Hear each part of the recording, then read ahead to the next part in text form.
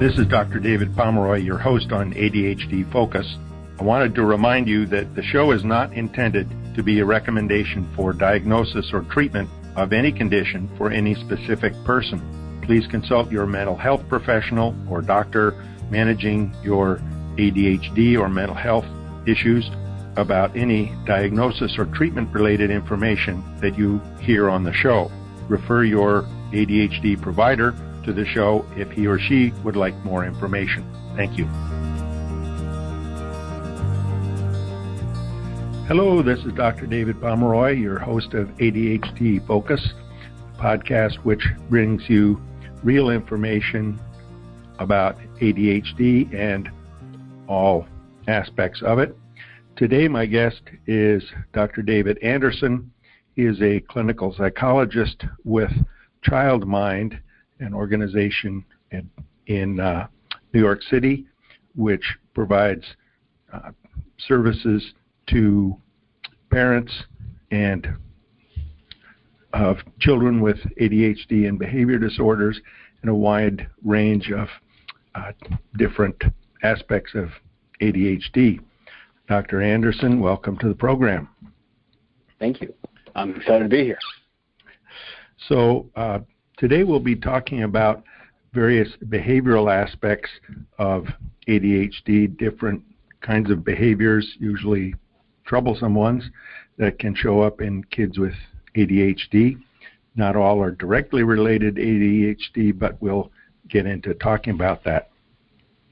First, let's talk about, in general, the types of behavioral problems that show up or that parents come to you asking for help in dealing with.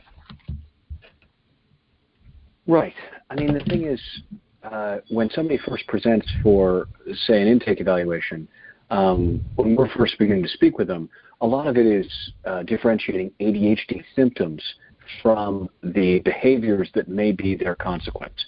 So in many ways, what we start with is, kind of helping parents to understand the biological nature and roots of ADHD, that, in general, the kind of most frequent presentation of ADHD symptoms will be those kids who from an early age, show this kind of distractibility, a tendency to move around, a tendency to interrupt, speak impulsively, things like that. And what we're trying to build up is a sense of empathy for the nature of those biologically driven symptoms, that if from an early age you are attracted to things that are off limits, to, being on the go, to running and climbing on things, to, interrupting people in social situations and not seeming to be able to wait your turn, what you're destined for, even before anybody thinks this child could probably have ADHD, is a lot of negative feedback. Yes. So we try to help parents understand is the transactional process that happens between biologically based ADHD symptoms and the kinds of behaviors that parents are then often reporting that may be due to a complex interplay of feedback the child's getting, consequences that have been attempted, ways of addressing the symptoms, and kind of parenting style. And so we're trying to kind of delineate all those different factors that might contribute then to other behavioral issues. And we'll tell parents is you got your frequent flyers, which are that, what we know is it's difficult to be organized, to follow through on various tasks, especially the boring ones or the ones that are repetitive. Right. And so we'll tell parents those are the ones we expect to be present with all, kids with ADHD. And then there's the ones where behaviors become even more complicated.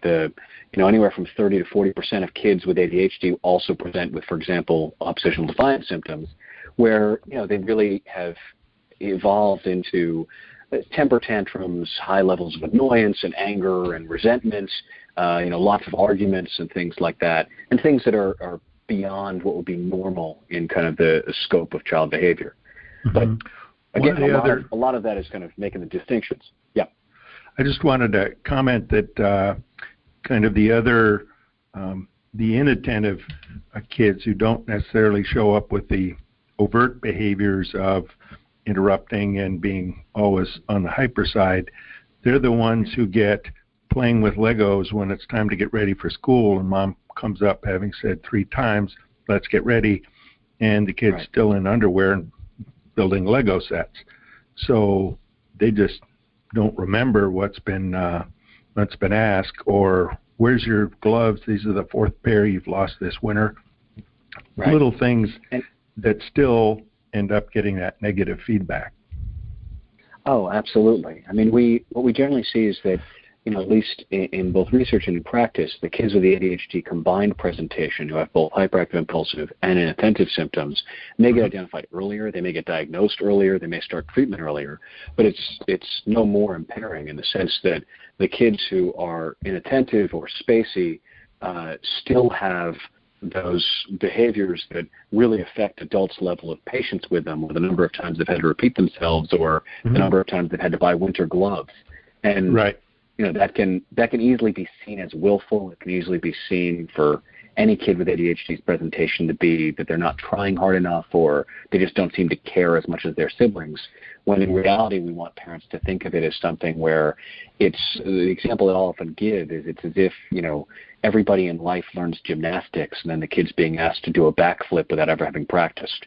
And in that sense, it can be really difficult to be able to kind of have a kid suddenly be able to perform this, even if your expectations are the clearest they could possibly be. And oftentimes the hyper kids may be thought of possibly having ADD before they get to preschool, and certainly they get to a school setting when everybody's supposed to kind of conform and get on your mat at the same time, whatever. Those kids show up pretty easily and get now the negative feedback from teachers or notes from teachers to parents. Absolutely. It's something where, even though the kind of first major diagnostic point often tends to be third grade, just because that's when the academic work becomes challenging enough that for many kids, their ADHD symptoms become so impairing that they really have to be identified and need support. We see lots of kids who, starting at age even 3, it's very clear that even in the circle time or the story time in their preschool classroom, their level of movement is significantly higher than that of their peers, or the level of focus may be significantly different. But I think the distinction, and this is where we're always kind of cautioning parents, is that, we'll see lots and lots of parents who are nervous about possibly bringing their child in for an evaluation at those ages because they don't want them to be pathologized or they have concerns about medication. And we'll generally say that the reason why the CDC and a lot of the research recommends psychosocial interventions before age 7 is not necessarily because medication is dangerous in the hands of the right child and adolescent psychiatrist, but rather because a lot of those hyperactive impulsive symptoms at those ages could still be due to a number of factors. And it's why we're cautious with the diagnosis of ADHD in young kids. So we want to, intervene behaviorally as much as we can at those early ages and see what happens. Because for every kid we're sure is going to have an ADHD diagnosis in 3rd grade, when we see them for the first time in 1st grade, we see another kid who, may have symptoms that really lessen by the time they reach 3rd grade. Right. One question in terms of the oppositional defiant disorder, I've always had a problem with that in terms of it standing as a separate diagnosis. I oftentimes figure it's a kind of the extra emotional reactivity that may be part of the ADD. Do you think the oppositional defiant is there before there's this repeated negative feedback? Is it a separate entity, or does that kind of thing trigger it more?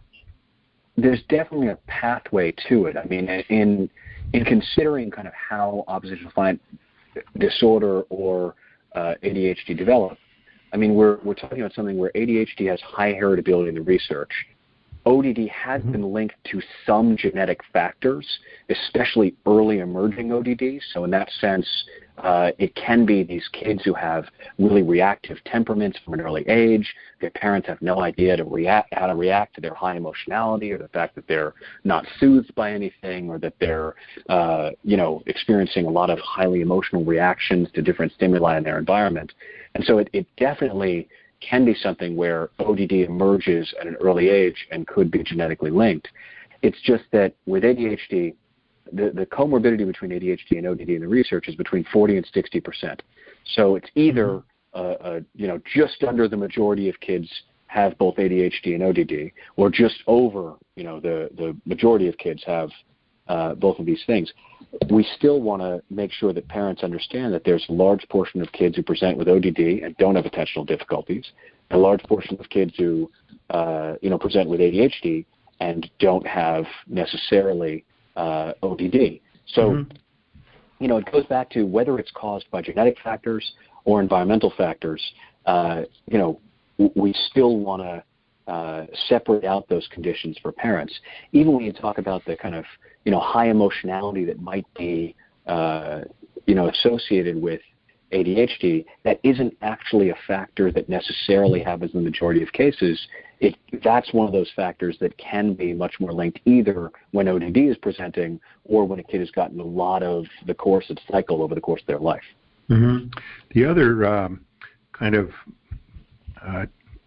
kids I see may or may not have ADHD, but they may be on the autism spectrum, and they're reacting because they're anxious, they're overstimulated by what for somebody else may not be too much. So then they're reacting, they seem angry, they go into terrible meltdowns. So behaviorally there's that you're getting in the way and you're causing a major problem. I think a difference, they aren't arguing necessarily. Or the defiant part. Right. And in many ways, these conditions are closely related in terms of some of the ways that they might present, which is why we tell people that you really need a thorough diagnostic eval that rules everything in, while at the same time ruling whatever it isn't out. Because with the kids who may be on the spectrum, up until 2013, the DSM advised against diagnosing kids with both an autism spectrum disorder and ADHD. And then it was shown that there were kids who really were impaired by symptoms that were distinct of both disorders. So again, that kind of, recommendation was taken out, but it still is something where we need to think about the motivation. Like a kid with ADHD may not be overloaded from a sensory perspective. They may be just bored, but we may not necessarily know the internal derivation of behavior without some really good diagnostic evaluation. So parents come in, there's obvious behavior problems sometimes in the main presentation. What do you do in terms of how do you walk them through, okay, this is what's going on, what are the next steps? What can they do at home to help turn this around or get the family more functional? Right. So first we tell them what they can expect in terms of their confidence in us having a clear picture, in the sense that for us, whether it's ADHD, whether it's ODD, we start off by just talking them through the diagnostic eval process, where we do a parent interview. We usually use a kind of semi-structured interview that has really, questions that relate to every single disorder you could have. And then we also have questions that we can use for follow-up that are, based on whatever the family presents us with. We'll do a child interview, but we really tailor it to age. If the kid's young, we don't tend to worry about the self-report too much. We're just trying to look for insight. Because, lots of kids younger than age 10 will just deny there's anything going on for a number of reasons. Lots of kids older than age 13 will also deny there's anything going on for a number of reasons. So, we try to get that parent interview. But one of the things we tell parents is that in order to diagnose ADHD well, you've got to get multiple informants. We want to see if these symptoms biologically present across settings. So we make sure that parents also give us the opportunity to get teacher feedback, to possibly do a class observation, and then to get symptom questionnaires from, a couple different adults in the kid's life. At that point, we can be fairly confident in saying to the parent, look, we think this is ADHD. It may or may not be ODD as well. But here are the other diagnoses that we're ruling out. Once that happens, once we have an ADHD or an ODD diagnosis, we lay out the kind of evidence-based models of treatment. So we want parents to know is what works and then also what does not work. And that I think is a really important piece. So what we highlight for ADHD is we tell parents the most effective intervention for ADHD when it's clearly diagnosed is medication as well as behavioral supports. Now, if the child is very young, or if we're not sure how much these symptoms might decrease as they get older in terms of their age, we may say, look, while they meet criteria for ADHD symptoms right now, we can start with just the psychosocial piece, since, we may not be able to have the child reliably report side effects, or, we don't necessarily know how biologically based the symptoms are. But we always start with that because we want parents to understand that psychiatrists and psychologists and social workers work together to support ADHD, and that in the event that you see a kid with ADHD, you need everybody in the equation. You don't just want to go with one thing. So what often happens after that is that, we've seen parents have lots of questions about, medication and where that goes, and I, as a psychologist, I tend to leave that to my psychiatry colleagues. But what I'll start outlining is what psychosocial intervention looks like for ADHD. And I'll often go back to a phrase that Russell Barkley uses, where we'll talk about how the key is intervention at the point of performance. It's that, when parents are thinking, okay, now I have a diagnosis, so what's going to happen is, a lot of parents will say to us, so I guess I dropped my child off, you spent an hour with them a week, you fixed the ADHD. Yeah. And we say, no, if that's what you're expecting, that's a wholly different model of treatment than what the evidence base would entail. And what we say to them is, as much as I like your child, and as much as it might be great to play with them and, have a good time, during any given session, they're very likely to behave, okay with me for an hour a week. That's not going to get you the other 6 days and 23 hours. So that's where we start talking about behavioral parent training and teacher consultation. And I'll often go back to kind of, Evans, Owens, Wims, and Ray, which is one of the most recent, 2017 reviews of evidence-based behavioral interventions for ADHD. And I'll show them the level of evidence for behavioral parent training, compared to the level of evidence for something else. And I'll say, look, it's not that this is perfect. It's a lot of work. I really wish that it could just be that I play with the kid and ADHD symptoms get better. But I got nothing that says that. And the other thing I always tell parents is, if you want to drop your kid off with me and have me play with them for, a session, you can buy me a new car, but I may not treat the ADHD. I want them to at some point not need me anymore, and to feel like, they've learned all the skills they need. So that's where, with young kids, what we tend to use is a model of treatment called parent-child interaction therapy, which is well established for kids ages 3 to 7 around behavioral symptoms. With kids ages 7 to 13, we'll use Kazdin's parent management training, and with kids older than that, we use Barkley's, Defiant Teens. But there are lots of different models. There's Helping a Non-Compliant Child, there's Incredible Years, there's parent management training, the Oregon model, and they all have the same underlying principles. And, in that sense, if we can teach parents those underlying principles in sequence and help them to think about undoing some of the instincts we all have around managing behavior, and then learning some new strategies for it, we can get better. I'll say one other thing before I launch into those outlines, but it's that the other major thing we say to parents is that behavioral parent training doesn't treat core symptoms of ADHD. It doesn't make the child more focused. And at this stage, what it does, it structures the child's environment so that they can be successful.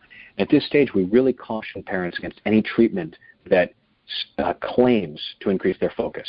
We'll say to them, physical activity, diet, and sleep all improve everyone's mental health, but they're not a treatment for ADHD. Omega-3 supplements don't necessarily have the level of evidence to treat ADHD. Whether you hear great claims from neurofeedback, it's not necessarily there just yet in terms of the level of evidence literature. And so it's kind of, we want to make sure that we're not telling them we're in the best of all possible worlds here, like we know everything. We don't know that some of this stuff works as well as some of this other stuff. Right. So what are these, you mentioned underlying principles are the same with those. What are the basic ones, I guess, in the order? So the basic ones, the thing that we do is we tend to present parents with a hierarchy. And we say, look, this underlies every behavioral parent training model that you're going to find. And it is, the first thing is that we tell parents, you want to think about what behaviors you model for your child. So we start off with that. Then we go to the next hierarchy, which is, now we want to identify the behaviors that you'd like to change. And this is a part where we do a lot of work with parents on coming up with specific observable behaviors that can be framed positively, that they're going to know when they've occurred. Because some of the hallmarks of behavioral parent training are that you kind of avoid talking about what you don't want to happen, because it's hard to reinforce the absence of a behavior. But it's instead much easier to say, here's what I want to promote. So we work with parents a lot. Kazdin calls it the positive opposite, to find, like, if you're worried that your child screams for another option at mealtime, what you want is they calmly eat the options presented. And, that is your positive behavior. So we get parents to plan ahead, figure out what behavior they would like. Then we make them data-driven. We say, look, if you're going to do this, and really change behavior, I don't want our sessions every week to be based on a qualitative report of the worst moment you had during the week. Right. Wednesday morning when they were screaming before school. I want us to have data that shows whether or not they improve in the majority of trials. So, you've got 15 meals with them a week. Of those 15 meals, how many times do they calmly eat the options presented? How many times was there screaming? Let's get some data on that right off the bat as a baseline, so that instead of it being just that you remember how they screamed on Sunday night and our sessions on Monday, it's this many times. The next piece is we build in positively reinforcing behavior. So we tell lots of families that we'll show them either a graph from Helping the Non-Compliant Child, which is Rex Forhan's model, just about like kind of where we all pay attention, and we'll talk about how we are programmed as humans that when something that's socially unacceptable or that is annoying to us happens, we pay attention to it. And when something positive happens, we think, oh, okay, everything's going to plan, or we walk on eggshells, or we, tell ourselves, like, don't jinx it. And that we want to switch that. But for the vast majority of kids, it doesn't matter that we're doing that. But for a kid who has behavioral difficulties or ADHD, we really need to be emphasizing when a positive behavior occurs. And so that's where, with younger kids, we teach parents a lot of verbal skills to change the way they speak to their child, because their kids are still so excited about their attention. And that's where we can really use parent verbalization to our advantage. And as kids get older, we create more tangible contingencies. So we help parents to create behavior charts that have privileges or other things the kids are working toward, or an opportunity to go out for a special dinner or to choose the restaurant for that night, things like that, where a kid might be motivated. So we talk to the parents a lot about how there's a real difference in approaching behavior from the point of view of if you do this, then you earn this, as opposed to if you do this, then you lose that. And so, yes, the negative definitely. And of course, parents I see a lot we've taken away the Xbox, we've taken away the phone, they can't see TV, and okay, you've taken away all these screens, kids can come up with other things to do, but you're still seeing the other negative behaviors you don't want to see. Well, what frequently happens in that situation where parents have taken away absolutely everything is we say, look, no reason to increase guilt for the parents. They're just doing what everybody else does or what everybody's told them to do at a family picnic. The issue is at those family picnics, 75% of kids, when you take away a privilege, they generally will improve their behavior. Whereas a kid with ADHD or ODD, you take away those privileges, and if all you're doing is punishing, they tend to become habituated to it. So it's that, I had a kid earlier this year that I was working with where his parents took away his phone for almost the entire summer. And by the time fall came around, even when we were creating an incentive, to earn back his phone, the kid turned to me and just said, I've learned how to exist without a phone. I don't need it. Good for him. That may be the most healthy thing he could learn. Absolutely. At some level, he may actually be in a better place than most of his peers, just in the fact that he's not dependent on getting, reinforcement from the phone. But at the same time, look, if he was having fun playing a particular iPhone game that was fairly harmless, that was us losing an opportunity to incentivize something.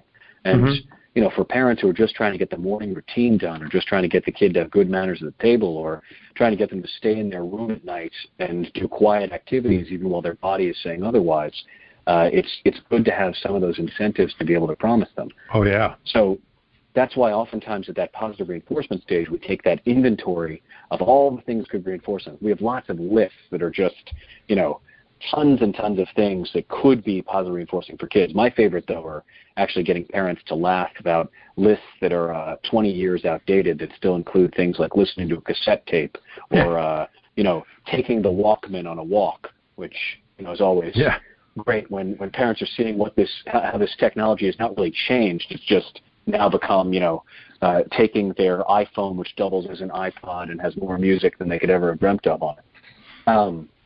But, the last couple things we go through in behavioral parent training are just after we've taught parents how to up their level of positive reinforcement, then we teach them how to engage in the process of extinction. We try to identify which behaviors are dependent on parent or other attention to survive, and we try to get them to ignore those behaviors and withdraw their attention from them. And then finally, we delineate a group of behaviors with parents that they really feel require punishment in order to get them to reduce. And we teach parents how to give good directions, how to reinforce, compliance with those directions, and then also how to deliver consequences for misbehavior in a really predictable and sparing way. Mm-hmm. And mm-hmm. once we've figured out how to do those things, usually within any behavioral parent training model, there's also an aspect of this that entails the generalization of techniques to school, where you go in and you teach some lighter version to the teachers. And so is that, in your case, you have access to social workers, other folks, and then a lot of us, either pediatric practice may not have those resources. I'm just a solo doc, and so getting some, whether it's a program in school or does it take just me sitting down or setting out some things and writing for a teacher to be able to do that same, set up the positives, catch them when they're doing things well. Right. I mean, I think that the difficulty is that as much as we would all like to be available to teachers, we are not nearly as available as we would like to be in the ideal. Because when you look at, for example, the studies of teacher consultation, how it worked, a lot of those studies are kind of ivory tower type things where there was, an initial 1 hour consult in person with a teacher followed by 30 minutes of consultation, every other week for the duration of the study. And that may not be realistic in practice. But what I think we focus on is this. We have, in general, a couple of slides that whether or not we can meet in person with a teacher or whether or not we can send them a couple slides ahead of time or just kind of discuss them over the course of a brief phone call, what we'll try to do is just talk about, what we know about this hierarchy and what works. And so we'll try to get a teacher's buy-in on a couple major behavioral changes, that even though we know they're juggling a million things, that even though we know that, they shouldn't have to adapt themselves, especially if they feel like this child has been, provocative or, attempting to get in their skin for quite some time, we say that the solution is this. It's in many of the classroom observations I do, I will count the number of times a teacher has interacted with a child. And we will say it's not about making it so you interact more with this child or take away more time from other students. It's about making interactions more efficient. So if we know over the course of a 1 hour class period, you're going to interact with this child 7 times, and we were to count those in classroom observation, how many times are they waiting till the latter part of the class period to tell the child that they've done something wrong or that they haven't followed the directions, that they forgot something? How many of them are front-loaded at the beginning of the class period to set up expectations or front-loaded at the beginning of the class period to reinforce any positive progress the child might be making?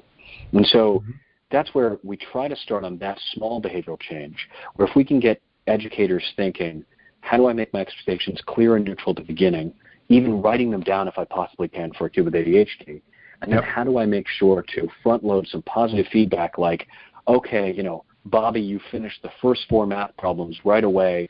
I'm so excited about how much effort you're putting into this, rather than waiting for Bobby to lose focus, not finish the last 3, and then come back, 20 minutes later and tell the kid that they failed. That's kind of the first thing we focus on. And the second thing we focus on is literature on daily report cards. And this is, Bill Pelham and Gregory Fabiano. So we try to set up templates with teachers where we say, look, let's get through 3 questions. Give me 2 behaviors or 3 behaviors you want them to work on over the course of the school day. Let's set up a way that we can track those, just during any sort of class period, either a yes, no, or a check, or, a percentage performed or something like that. And if we can link it to incentives in school, and that usually happens in the lower grades, great. Maybe it's a classroom helper thing. Maybe it's that they get to, earn a special privileged time with the teacher or something like that. If it's not in those lower grades where we have maybe reinforcement structures set up in school, we try to link it to home, where we try to link it back into what system we've set up, and we say, okay, if the kid comes home with this many points from sitting quietly at circle time and raising their hand before speaking, then they're earning points toward money that can be spent on albums on iTunes or something like that. And those systems have decades of research behind them, and it just has to be that we get folks on board with the idea that catching the kids being good on these couple of behaviors will eventually lead to change, where I think for a lot of folks it's difficult to see kind of the forest through the trees there. Right. And unfortunately, as usual, we're out of time and plenty of things to discuss. But I think specifically the idea of not just leaving parents or teachers, well, catch them when they're good, but setting up, what do you mean by good? What are the behaviors that would indicate that? Track them, track when there are problems, and also have some basic reward system. And I tell parents, it's not that by the end of the school term you'll get $50. Well, that's might as well be next century as far as a third grader's concerned in October. So we'll need to stop here, and Dr. Anderson, hopefully we can continue the conversation on this and some other questions I have. But for right now, I've got to sign off. This is Dr. David Pomeroy, and my guest has been Dr. David Anderson. We've been talking about behavioral aspects of ADHD and what parents and teachers can do to turn those around. Thanks for listening, and we'll talk to you soon.